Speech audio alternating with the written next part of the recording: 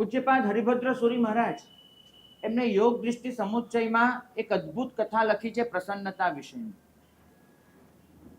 એક ગામ નગરથી ઘણું દૂર, અને ગામ એવી જગ્યાએ કે વરસાદ લગભગ પડે નહીં.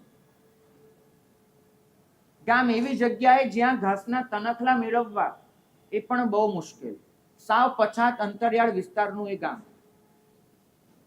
અને એ ગામમાં એક ભાઈ રહે. ભાઈને ગરીબી, અભાવ એ બધું તો સ્વાભાવિક રીતે ગામમાં હોવાનું, પણ એક મોટો પ્રોબ્લેમ ખંજવાળનો. ખરજવું એવું થયું હતું આખા શરીર પર કે 24 કલાક ખંજવાળ આવ્યા જ કરે.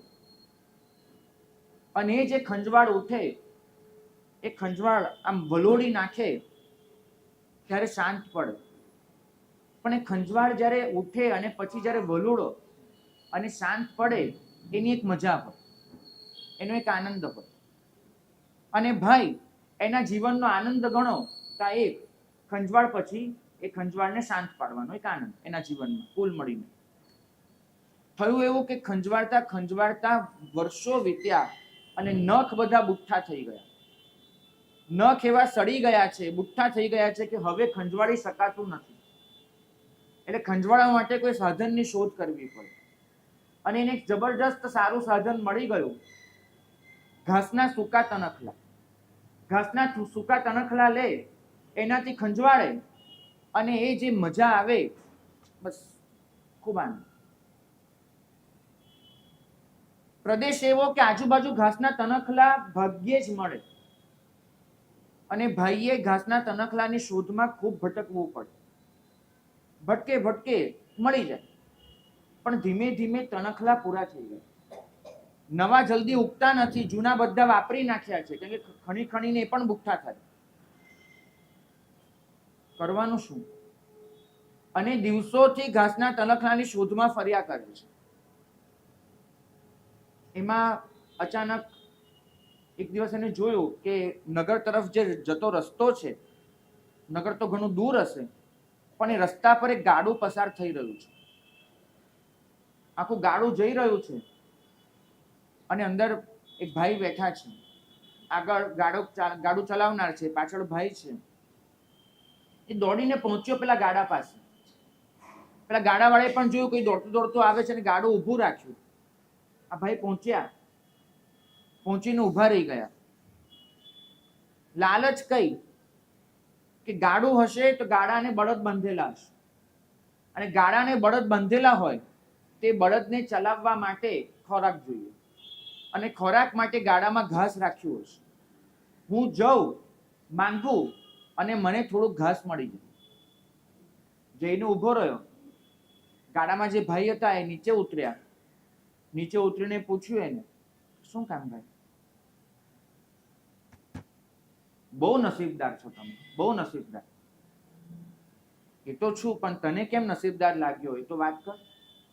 તો જુઓ તો ખરા તમારા ગાડામાં કેટલા ઘાસના પૂળા મૂકેલા છે, કેટલા ઘાસના પૂળા.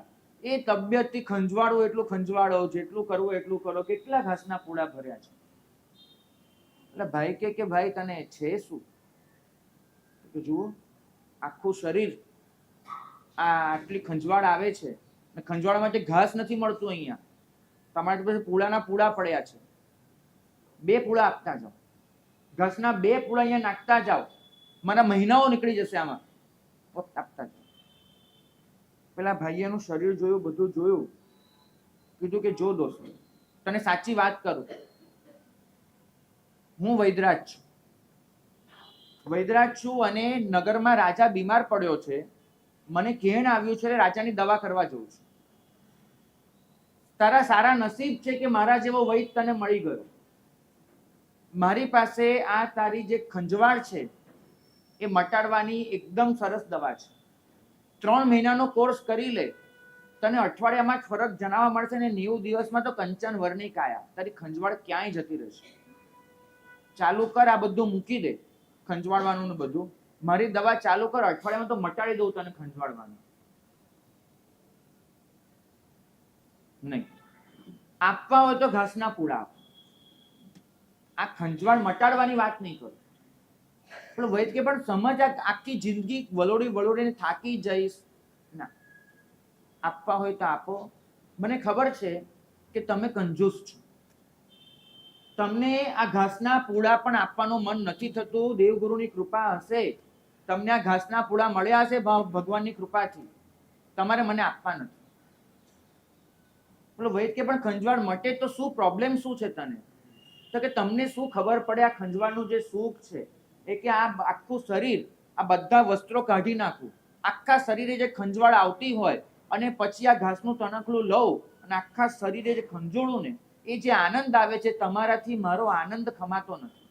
હું આવી રીતે આનંદ મેળવું, હું સુખી થવું એ તમને ફાવતું નથી, એટલે તમારે મારી ખંજવાળ મટાડી દેવી છે. હું નહીં ચાલું. આપવું હોય તો આપો, નહીં તો જાઓ. પેલા વૈદ એ શું કરે? ઘાસના 2 પૂળા આપી દે. દવા લેવી નથી તો કરે તો શું કરે વૈદ? હરિભદ્ર સુરી મહારાજ કહે છે કે વૈદે શું કર્યું, પેલાને ઘાસના પૂળા આપ્યા કે ન આપ્યા, એ વાતને આપણે બાજુ પર મૂકીએ. પૂછવાનું એટલું છે એમનું આપણને બધાને કે આ જે આખી કથા છે એના પાત્રોને તમે ઓળખો છો ખરા? એવું એમને પૂછ્યું છે. તમે ઓળખો છો? આ ભારતમાં આવું ઘણી વખત કરવું પડ્યું છે કે આપણી વાત લખવા માટે કાગડો, શિયાળ, ઉંદર આવા બધા પાત્રોને વાપરવા પડ્યા છે, તો જ આપણને સમજણ પડી છે. ઉંદર 7 પૂંછડીઓ, એ 7 પૂંછડી વાળો ઉંદર ઓળખો છો તમે? હું પોતે છું. કારણ કે મને એક પૂંછડી લાગેલી છે કે હું આટલું ભણેલો છું, બીજી પૂંછડી લાગી છે કે સમાજમાં મારું આટલું માન છે. આ 7 પૂંછડીનો ભાર લઈને હું ફરું છું. ઓલો કાગડો ઉપર બેઠો હતો ને શિયાળ એનો વખાણ કરી ગયો ને કાગડાએ પૂરી ઘુમાવી દીધી. એ કાગડો કોણ છે તમને ખબર છે? ઓળખો છો? કદાચ આપણામાંથી જ કોઈક હશે, કદાચ આપણે બધા જ હશું. ભાગ્યશાળી કથા લખીને હરિભદ્ર સુરી મહારાજ એટલું જ કહે છે કે જિંદગી આખી એ ખુશી મેળવવાનો પ્રયત્ન કર્યો છે કે ખંજવાળ પછી છોલાય એની ખુશી છે. એ વૈદરાજ છે અમારા ભગવાન. આપણને કહે છે કે તારી ખંજવાળ જ મટાડી દો. તને આ જે ભોગની ખંજવાળ આવે છે, વાસનાની ખંજવાળ ઉઠે છે, એ તારી ખંજવાળ જ મટાડી દો. શા માટે આ બધા ઘાસના તનખલા શોધતો ફરે? ઘડીકમાં તારે એક ઘાસનું તનખલું જોઈએ છે, આટલા પૈસા, બીજું જોઈએ છે દેવલોક, ત્રીજું જોઈએ છે સ્ત્રી, ચોથું જોઈએ છે સંતાન. કેટલા ઘાસના તનખલા શોધ્યા કરીશ? હું તારી ખંજવાળ જ મટાડી દઉં. તું કાયમ માટે ખંજવાળ વગરનો થઈ જાય. તને ખંજવાળ જ નહીં આવે તો તણખલા શોધવા નહીં પડે. પણ આપણે ભગવાનને કહીએ છીએ કે ભગવાન, તમારે આપવું હોય તો તણખલા આપો, એ ઘાસના પૂળા આપો, બાકી આ ખંજવાળ મટાડવાની વાત નહીં કરો. અમને બધાને થોડુંક સમજાઈ ગયું હતું કે ખંજવાળ મટાડવી છે, તણખલા બહુ ભેગા નથી કરવા, તો અહીંયા આવીને બેસી ગયા. તમને બધાને હજુ સુધી ગળે ઉતરતું નથી કે આ તણખલા, તો જિંદગી આખી એની પાછળ જ ભટક્યા કરો છો. આવો કોઈ વૈદ મળી ગયો છે? આટલા વૈદ બેઠા છે તમારી સાથે. હરેક જણ આવીને કહે છે કે તને દવા આપું, તારી ખંજવાળ મટાડું. પણ રામ જાણે એ હું વાસનાથી પીડાવું અને એ પીડાઈને પછી ભેગું કરું, એ છોલું અને એનાથી જે સુખ મળે એ સુખ તમે આપવાના છો? નહીં.